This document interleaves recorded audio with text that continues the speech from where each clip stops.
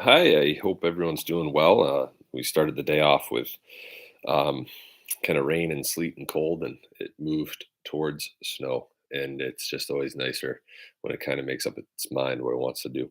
I apologize that, when I read or when I speak, that I am not very clear.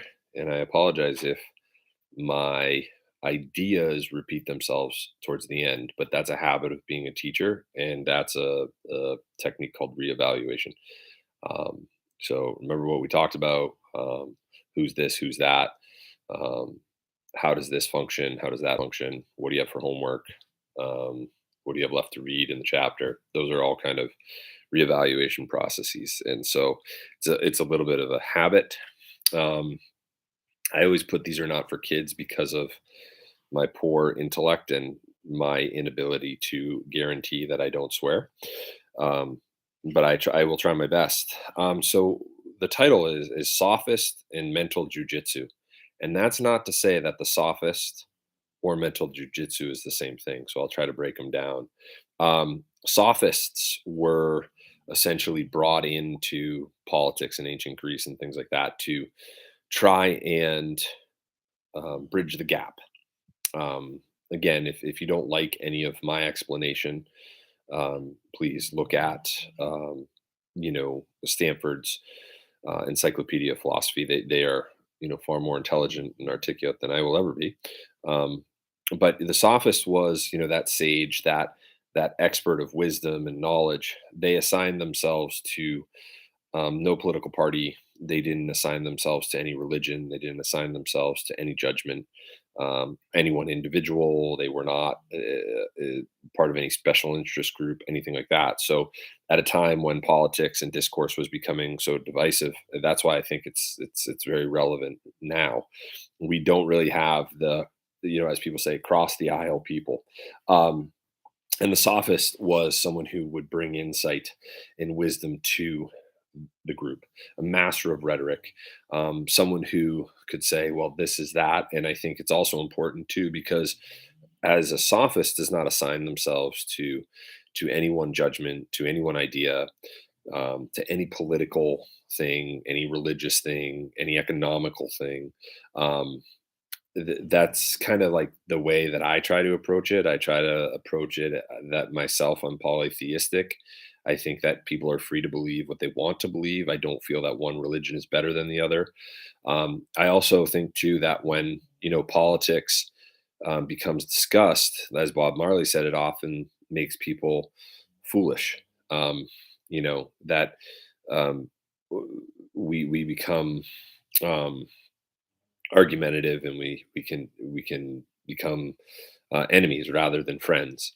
And when we're looking at ideas too about transgender, homosexuality, identifying, um, I think of libertarians, right? So a libertarian is this person who wants to have their rights to financial freedom, to uh, the rights to bear arms, autonomy, independence, or I want my taxes to go towards what I want them to go to.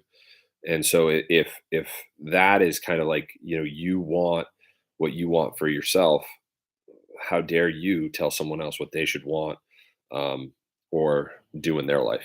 And people always go back, well, they're not going to tell me, they're not going to influence me. Well, let's go back to philosophy. Your will, if someone is changing your will, that's showing weakness in your will. um, I am who I am, you all are who you are, and I will not cast any judgment on you for what you choose to do with your own body, your own spirit, your own mind, your own soul. um, I've you know and I think the sophists would agree. um, Maybe sophists got um, a little bit away from the original principles, where it became something you could study and practice to become a master of rhetoric, to say things that needed to be said, or to gain um, some sort of um, accolades within society. I'm not really sure on that. I don't know if it ever got too far away from being the sage. um, but when you're looking at that, you bring wisdom, you bring knowledge to it. And um, hopefully, in the end of it all, there's some sort of learning that goes on. You're using your own experiences, you're seeing it through the lens, not in a way to correct or to demand, but rather to teach an opposing viewpoint, to maybe turn a light bulb on in other people's head, looking at it in a different way. And so they become very Socratic. They pose that question, and all they hope for you to do is to think and maybe learn the situation in a different way. Um, but there's this other term that I heard a long time ago called mental jujitsu, and I think it's very important in this time as well. And it is not to say that mental jujitsu is um, at all like the sophists, but maybe a little bit of similarities and connections, and maybe you guys are wiser than me to make those connections. So I don't see a direct parallel, but this old time jujitsu instructor was in a gym. He was in front of a group of jujitsu practitioners of varying degrees of expertise, of belts and things like that. And as many people know, jujitsu is not so much a striking um, discipline; it's a grappling discipline. It is getting your opponent into submission.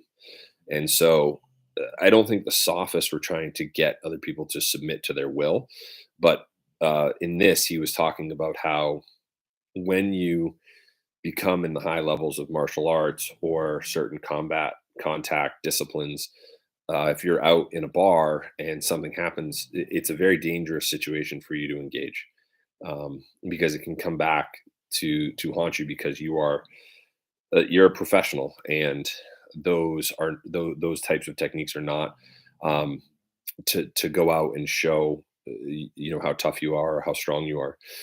It's to defend yourself if you ever need to. And he uses this example of how to be clever so you never have to engage and get yourself in trouble.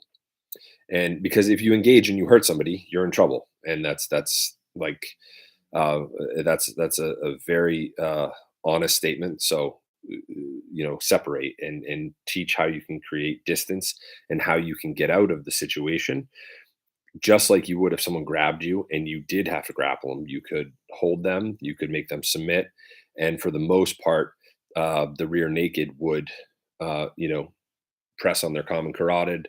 They'd pass out. You'd be able to get away. They would wake up with very little damage done to them if it's done correctly. So this conversation and this idea of mental jujitsu was the same thing.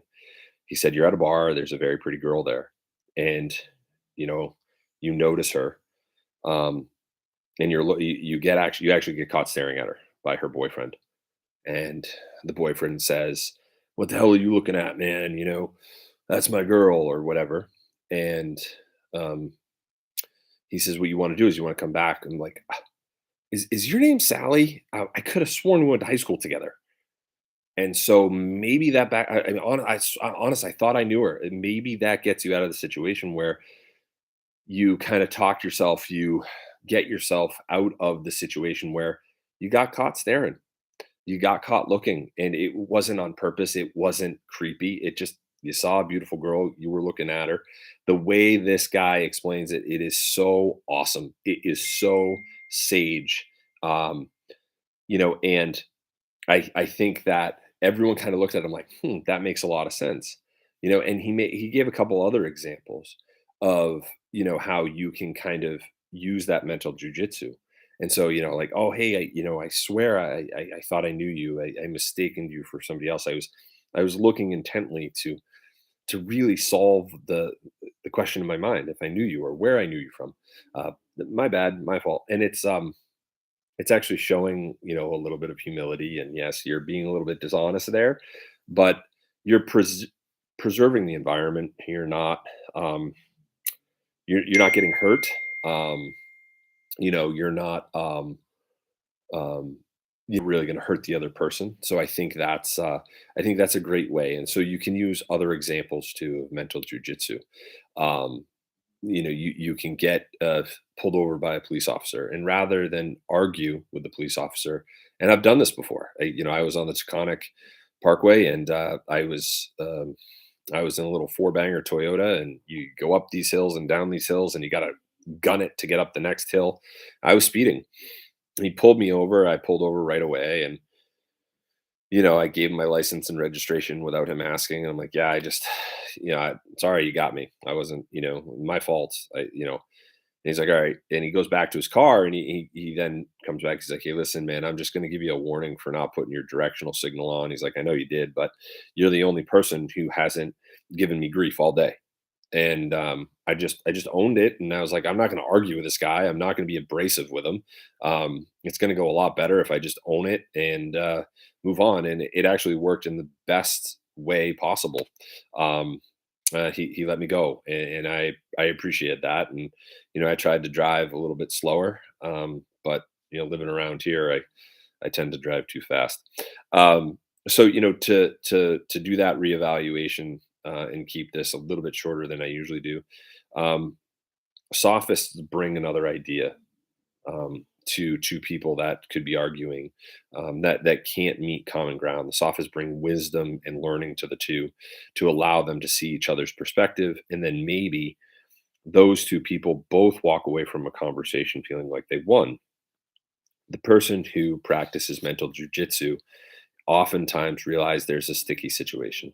There's a tough conversation, there's a tough interaction, and how can you talk your way out of it? How can you use maybe some self-deprecating, terminology? How can you use some ownership? How can you use some humility, to make sure that you get to safety, that you keep the environment in a safe, healthy way. And at the end of it all, it's a good way to reflect back and say, have you ever been in this situation? And you laugh it off, and you get to share that experience. We've all been there, and we all have things that are going on right now, with women's rights and human rights, that are very divisive. And um, I think you really have to think of your own body, and you have to think of, would you want someone telling you what to do with your body? And that answer is almost always going to be, no, it's my body. I want to do what I want to do with it. And unfortunately, some people reach for vices and things like that. But yeah, if I want to get a tattoo on my body, I'm going to do it. And it's my body to do that. And I know that is trivial and superficial, quite literally. It's on the surface of my skin. Um, but if I want to get a tattoo, it's my body, it's my right, and everyone else's body is theirs, and it's their right. So sophists, maybe they can bridge the gap. People with mental jujitsu can maybe calm the situations before they escalate, and maybe create a friendship out of it or something. You never know. Um, but neither here nor there. I hope you look further into it. I hope I tried so hard to find the video of the mental jujitsu guy. I couldn't find it. I don't know where I saw it, but it was awesome. And I think every young person should learn that. And I think also, when someone says something smart that makes sense and brings clarity to two people just kind of at loggerheads, accept it. Drop your ego.